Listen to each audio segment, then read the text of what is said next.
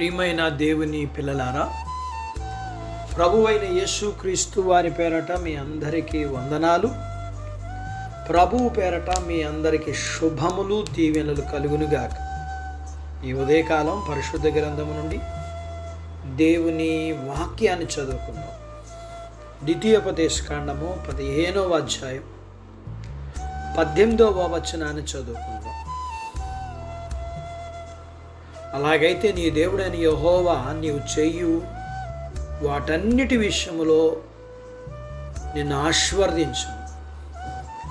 దేవుడు తన మాటలు మన కొరకు దీవించునుగాక. ఆమేన్. ఒక ఇశ్రాయేలుడైన యజమాని తన దగ్గర పనిచేసే దాసుణ్ణి తగిన సమయంలో స్వేచ్ఛగా వదిలేయాలి.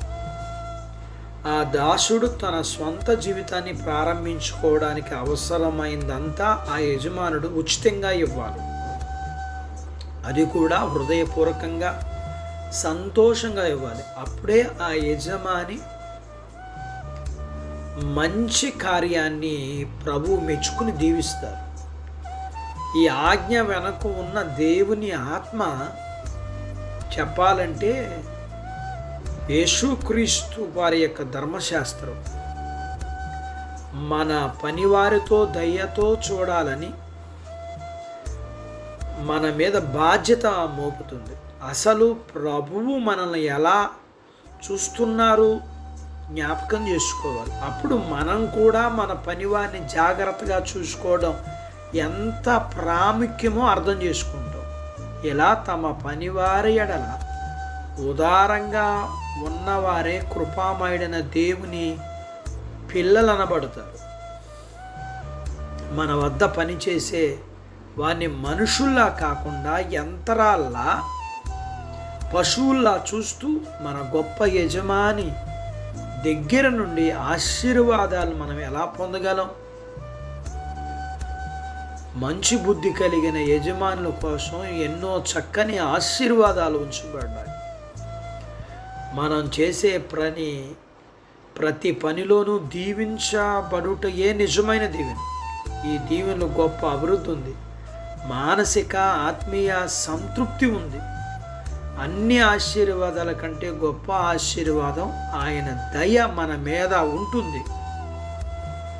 మనం యేసు ప్రభు ప్రత్యేక భద్రతలో ఉన్నామని, ఆయన దివ్యమైన ప్రేమతో ఆవరించబడి ఉన్నామని మన హృదయాలకు అర్థమయ్యేలా చేస్తాడు ఆయన.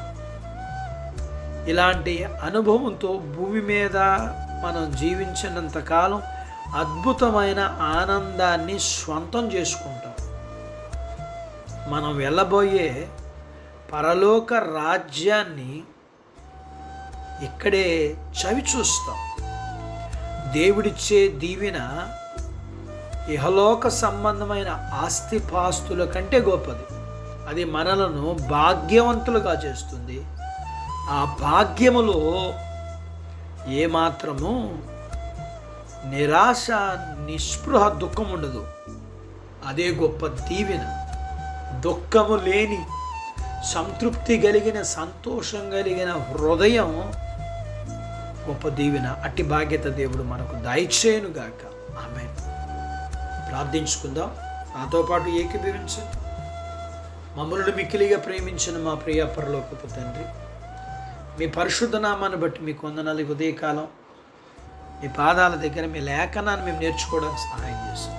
నేర్చుకున్న లేఖనపు సత్య ప్రకారం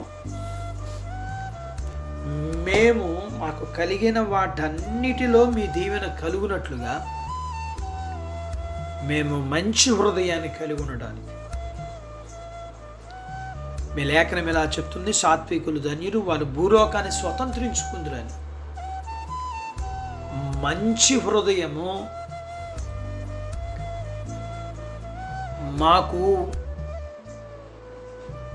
మీ దీవెన, మనుషుల దీవెన కలిగేటట్లుగా చేస్తుంది.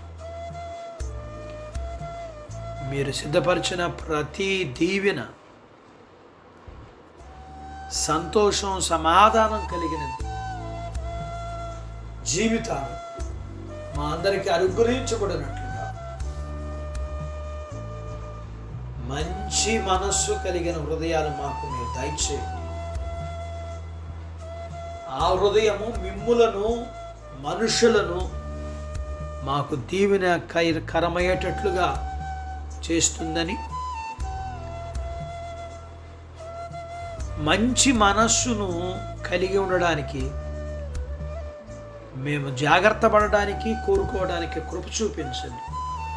మీ పిల్లలను దీవించండి. చిన్న బిడ్డలను, యవనస్తులను, వృద్ధులను, స్త్రీలను, పురుషులను దీవించి వారి చదువులు, ఆరోగ్యాలు, ఉద్యోగ ప్రయత్నాలు, విజయాలు, ఉద్యోగాలలో ప్రమోషన్స్, చేతి పనులు, వ్యాపారాలు, పొలాలు, పశువులు దీవించమని, వివాహాలు కాని వారికి అవ్వటానికి, గర్భఫలం లేకున్న వారికి ఇమ్మని, కలిగిన వారికి సుఖమైన ప్రసూతి ఇమ్మని, ప్రసూతి అనే తల్లి పిల్లలకు ఆరోగ్యాలు ఇమ్మని, మీ పిల్లల అవసరాలు, సమస్యలు, బలహీనతల నుంచి విడిపించి మీ పిల్లలను దీవించమని యేసు ప్రభు వారి పేరట స్తుతించి ప్రార్థించి అడిగినవన్నీ పొందుకొని ఉన్నాము తండ్రి. ఆమెన్. దేవుడు మిమ్మల్ని దీవించునుగాక. ఆమెన్.